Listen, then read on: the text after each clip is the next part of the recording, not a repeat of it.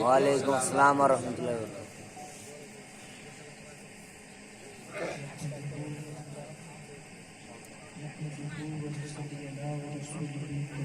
وبرکاتہ. أما بعد فأعوذ بالله من الشيطان الرجيم. بسم الله الرحمن الرحيم. وتعز من تشاء وتذل من تشاء بيدك الخير. صدق الله العظيم وبلغ رسوله الأمين المتين المبين المعين الكريم ولا ذلك من الشاهدين والشاكرين والذاكرين والحمد لله رب العالمين.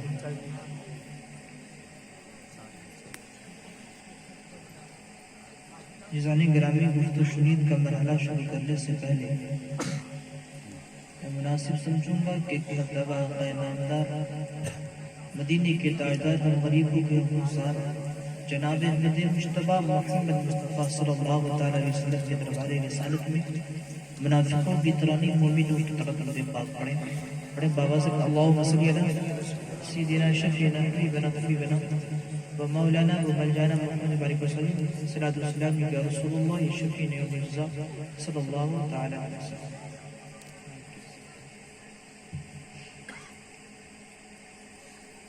الحمدللہ ثم الحمدللہ کی رات کی تاریکی میں جو آپ کو نیند پیاری ہے اور ایسی نیند پیاری کہ کسی دولت کو شہرت کو عزت کو سب کو چھوڑ کر حضرت عمر فاروق نے اس لفظ کو چن لیا کہ الصلاۃ خیر من النوم، کہ نماز نیند سے بہتر ہے. نماز ایسی کوئی چیز بہتر ہے کیا؟ اب ہمیں نیند پیاری لگتی ہے تو حضرت عمر فاروق نے اس زمانے پر اعلان کروا دیا کہ نیند سے بہتر نماز ہے.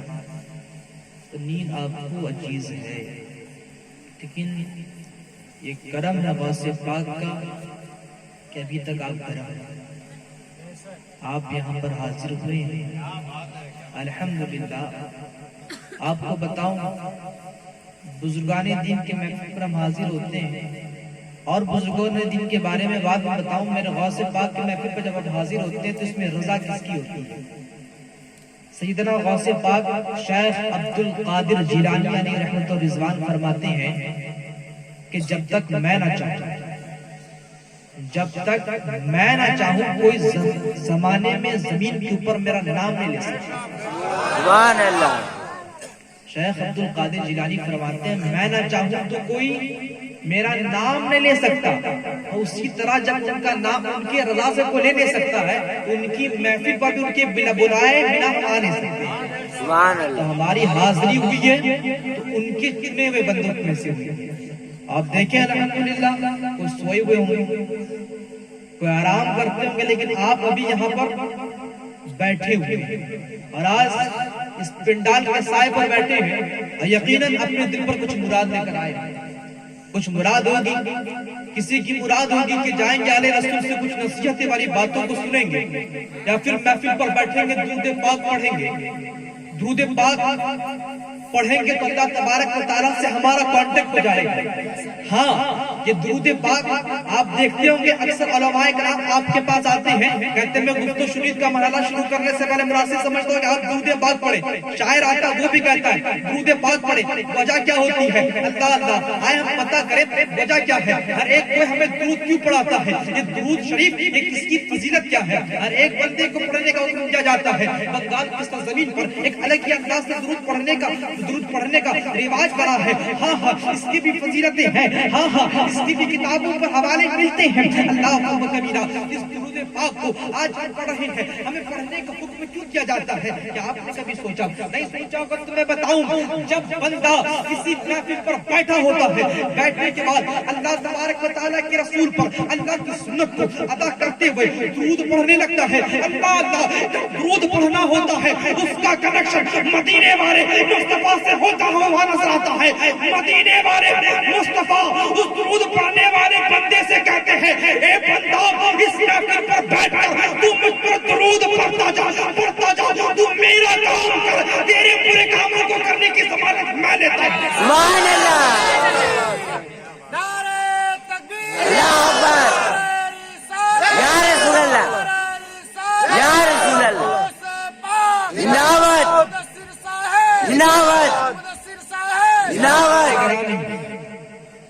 तू बस दरूद पढ़। रसूल यही फरमाते हैं कि तुम मुझ पर दरूद पढ़ो, तुम मेरा काम करो, मैं तुम्हारा पूरा काम करूं। ये जाने कराम इन पर दरूद पढ़ने की कोशिश चाहिए। और ये दरूद जो है कोई पढ़ता लोग धीरे पढ़ता, कोई अलग अंदाज से पढ़ता है, लेकिन हम अलग अंदाज से पढ़ते, कैसे पढ़ते हैं? अलग अंदाज से पढ़ते हैं। इंशाल्लाह आखिर में वो आपको पढ़ना है। हम आवाज को बुलंद करके पढ़ते हैं। इसको बुलंद करके पढ़ने का सवाब क्या है? अपनी आवाज ऊंचे करके पढ़ने का सवाब क्या है? इसकी फजीलत क्या है? मैं आपको बताऊं, एक गुनहगार था। क्या था साहब? गुनहगार बंदा, बस अपनी जिंदगी को अय्याशियों में उसने गुजारा, जिंदगी पर कभी नेक काम नहीं किया। उसका एक दोस्त था साहब। जब दोस्त बोलता है ना, दिल मेरा खींचा चला जाता है, क्योंकि दोस्त जो होता है ना, कभी नहीं चाहता कि आप गुनाहों के रास्ते पर जाए। दोस्त हमेशा यही चाहता है कि आपको वो उस रास्ते पर लेकर चलाए जो रास्ता आपको जहन्नम में नहीं बल्कि जन्नत के रास्ते पर लेकर चलाए। सुभान अल्लाह। जाने ग्रामी दोस्त वो होता है, उसका दोस्त को उसकी फिक्र हुई, उसकी दोस्त को उसकी फिक्र हुई कि कहीं मेरा दोस्त इन कामों के चलते जहन्नम पर न चला जाए। वो जाता है, मेरे दोस्त एक काम कर, तू मेरे करीब आका सल्लल्लाहु तआला अलैहि वसल्लम के दीन को अपना ले, अपने कदमों को बढ़ाते जा, अपने कदमों को बढ़ाएगा तो सामने मदीने वाले मुस्तफा से तू जा मिलेगा। अल्लाह अकबर कबीरा। कहते ठीक है, कभी मिल लूंगा, लेकिन अल्लाह आज गुनाह करता, रात गुनाहों से गुजरती, दिन गुनाहों से गुजरता, पूरे साल को अपनी जिंदगी पर गुनाहों से गुजारा। अल्लाह अकबर कबीरा। अल्लाह आखिर उसकी मौत आ गई, वो मर गया। मरना होता है, उसका दोस्त अब में देखता है, मेरा दोस्त जो गुनहगार था आज जन्नत के बागों पे टहल रहा है। सुभान अल्लाह। के बागों में टहल रहा है। वजह क्या है? अल्लाह अकबर कबीरा। मुझे बताएं तो सही, एक गुनहगार बंदा जिसके गुनाह जाहिर हो, एक गुनहगार बंदा जो पूरे आम शराब पीता हो, एक गुनहगार बंदा जो पूरे आम गुनाहों को करता हो, अल्लाह उसको जन्नत पर देखेंगे, हमें ताज्जुब होगा। अल्लाह हम अपने ताज्जुब को जाहिर करेंगे। वो अपने दोस्त से पूछता है, ये मरतबा कहां से मिला, ये मकाम कहां से मिला? अल्लाह अकबर कबीरा। दोस्त कहता है, मैं एक महफिल पर गया था, वहां पर आले रसूल के ज़माने में तकरीर सुन रहा था। एक आले नबी, एक आला गौसे आज़म, अल्लाह मुस्तफा की उन जिसके रगों पर दौड़ता हो, अल्लाह वो आले नबी मुझे नसीहत कर रहा था। नसीहत उसकी आम थी। अल्लाह वो अपनी नसीहतों पर कह रहा था कि जो मेरे नाना पर दरूद पढ़े, अल्लाह शर्म ना करे, जो मेरे नाना पर दरूद पढ़े। अल्लाह अकबर कबीरा। कल नाना मैदान में उसकी सिफारिश करते हुए रखाएंगे। अल्लाह अकबर कबीरा। मैंने सारे नबी की बात पर लब्बैक कही। लब्बैक कहने के बाद मैं पूरे महफिल वालों में सबसे आगे खड़ा हुआ और सबसे आगे खड़े होकर सबकी आवाजों को मैंने नीचे कर दी, अपने आवाज को बुलंद किया। मैंने नबी पर दरूद पढ़ी, मेरी जान निकाल दी गई, मेरी रूह निकाल दी गई, मेरी रूह को निकालना था। अल्लाह तबारक व तआला ने मुझे वो मकाम दिया जो मकाम किसी और को नहीं। सुभान अल्लाह। जो मकाम किसी और को नहीं दिया। ये जाने करानी दरूद पढ़ने वालों की फजीलत है। और ये दरूद पाक जानते हैं, सिर्फ जमीन के ऊपर ही हमारे काम को नहीं बनाते, बल्कि जमीन के नीचे भी हमारे काम को बनाते हैं। हमारी बिगड़ी को जमीन के नीचे भी बनाती है। अजी जाने कराम, आपको बताओ, सिर्फ आपकी बिगड़ी नहीं बनाती, बल्कि आप दूसरे की बिगड़ी को भी बना सकते हैं। आप दूसरे की बिगड़ी को भी बना सकते हैं। आपको बताओ, आपने बहुत बड़े हस्ती जिनका जमाने में भी सानी नहीं, जिनका नाम हजरत हसन बसरी है। हजरत हसन बसरी बहुत बड़ी शख्सियत है। उनकी अपनी जिंदगी के बारे में बताओ तो काफी वक्त लगेगा। हजरत हसन बसरी थे, उनके पास एक औरत आती है, महिला आने के बाद कहती है,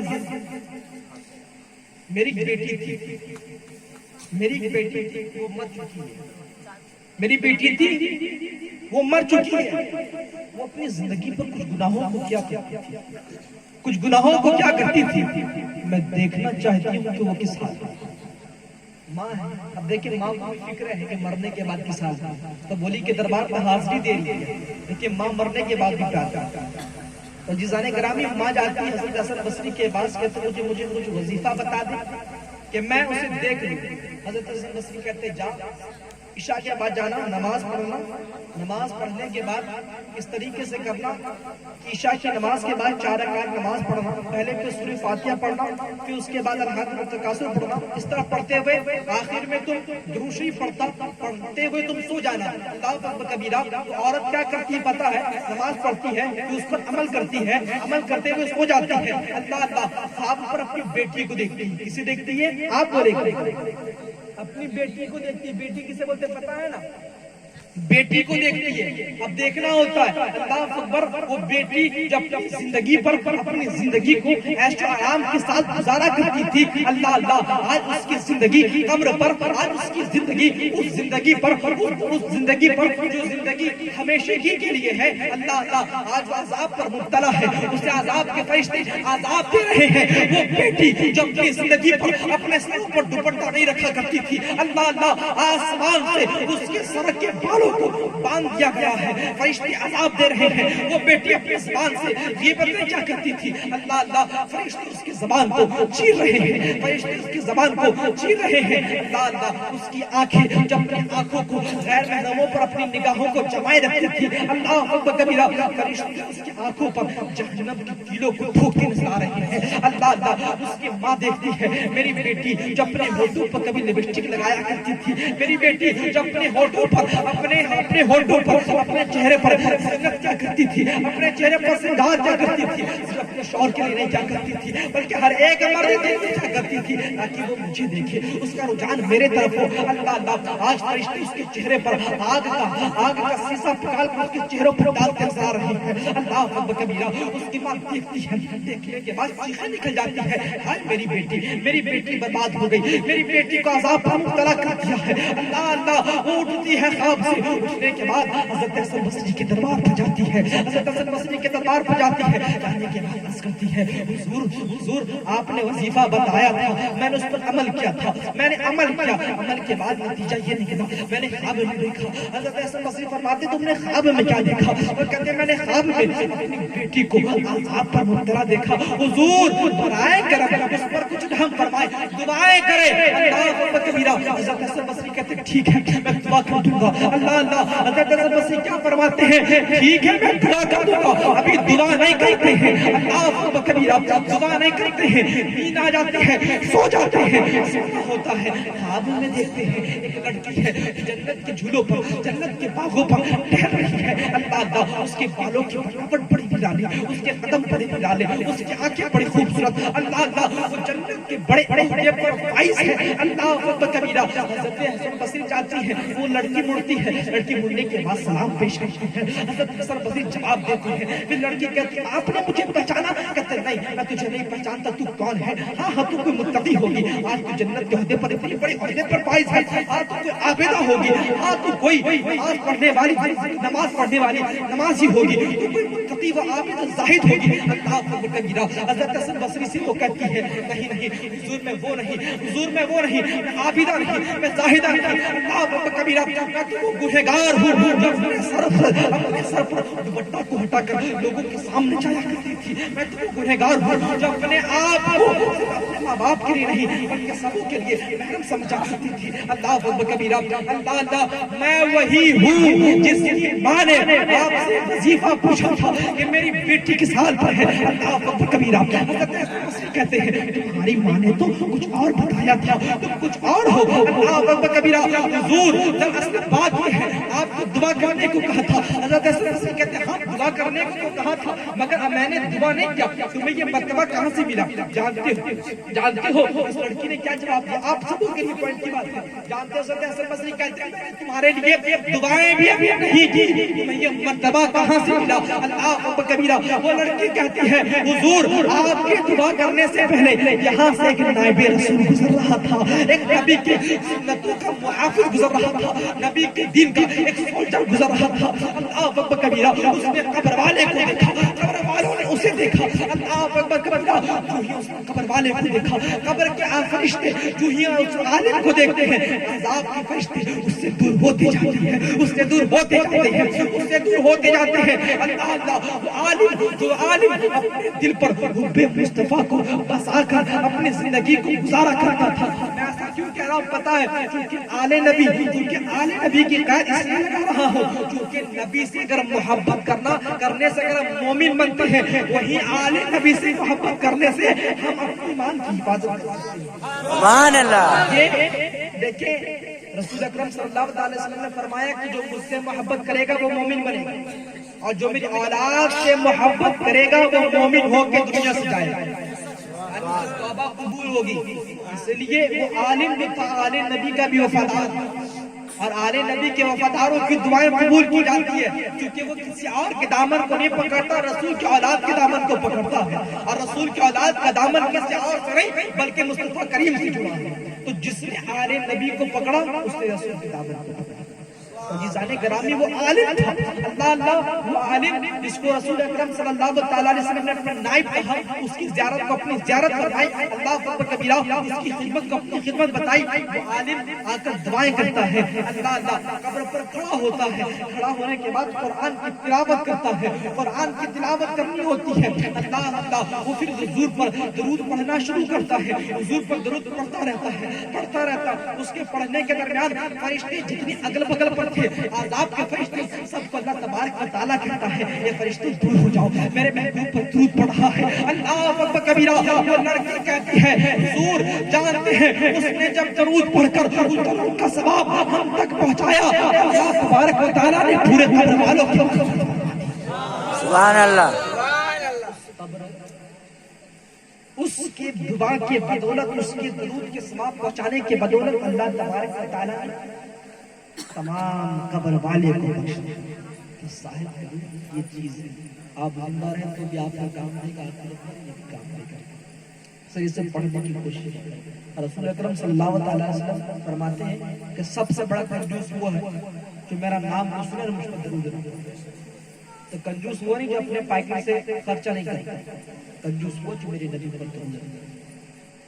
और जो सखी वो होता है तो मेरी नबी पे दरूद पढ़ता है। अल्लाह फरमाता है सखी करीब मिनल्लाह बखील बईद मिनल्लाह, तो सखी बंदा अल्लाह के करीब होता है, बखील बंदा अल्लाह से दूर होता है।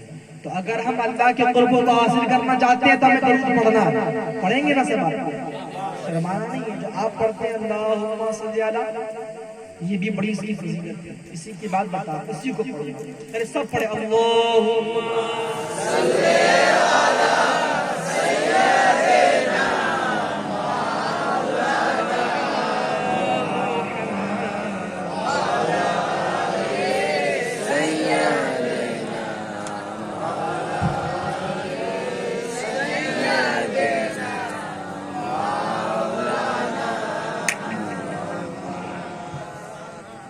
सल्लल्लाहु तआला अलैहि वसल्लम। जाने करामी दूर जो ना थोड़ा ऐसे पढ़े कि जब आप पढ़े तो आपके नजरों के सामने मदीने वाले मुस्तफा का गुंबद हो जाए। इससे क्या होगा कि आपका दिल जो है ये इकरार कर लेगा कि नहीं हम मदीने वाले मुस्तफा का तरफ, वरना जबान से बोल रही कुछ भी बोल देते हैं, लेकिन तस्दीक भी कल्ब की भी जरूरत है। इकरार भी लिसान सिर्फ काफी नहीं। जाने करामी मैंने अपने मौजूद चुना था कि बेशक इज्जत का देने वाला अल्लाह है, जिल्लत का देने वाला अल्लाह, सब कुछ उसके दस्ते कुदरत पर। बस मैं बताकर गुफ्तगू खत्म कर रहा हूँ, क्योंकि कुछ लोग और सोने के प्लान में हैं। अब वो सो ही जाएंगे तो आप सबको बस थोड़ी देर के लिए बर्दाश्त करें, फिर आप अपने बिस्तर में जाकर सो जाइएगा। अजीजाने करामी, अल्लाह फरमाता है कि इज्जत का देने वाला मैं हूँ, जिल्लत का देने वाला मैं हूँ। लेकिन एक इंसान को जब इज्जत मिलती है डायरेक्टली नहीं जाती, निस्बत पकड़ना पड़ता है, निस्बत को लेना पड़ता है। एक अच्छा बात बता, एक बच्चा है कुछ नहीं जानता, लेकिन वो बच्चा जब आलिम बन जाता है उसकी इज्जत करते हैं। एक बच्चा था कुछ नहीं करता था, लेकिन वो मौलाना गुलाम रब्बानी साहब के आलिम बन गया, उसकी इज्जत करते हैं। हम उसकी ज़ियारत करते हैं तो हमें रसूल की ज़ियारत करने का सवाब मिलता है। हम उनकी खिदमत करते हैं तो हमें रसूल की खिदमत का सवाब मिलता है।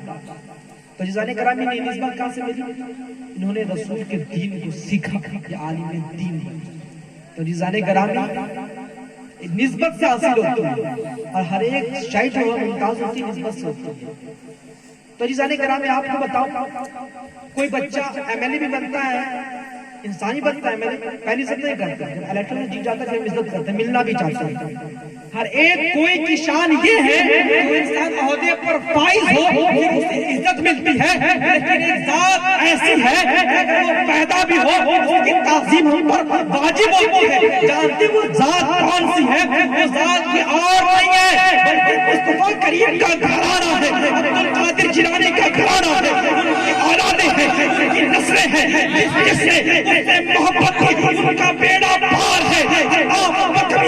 ان کی اولادوں کو بچپن سے مصطفیٰ سے نسبت حاصل ہو جاتا ہے۔ یہ اگر پیدا بھی ہوتے ہیں تو ان کی تعظیم ہم پر واجب ہوتی ہے، واجب ہوتی ہے، واجب سبحان اللہ۔ اب اگر ہم پوچھیں بچوں کی تعظیم ہم پر کیوں واجب ہے، تو بریلی کا ہوتا ہے کہ تیری نسل سبحان اللہ۔ نور کا نور ہے، نور تیرا سب گھرانہ نور کا۔ سبحان اللہ۔ اللہ اکبر۔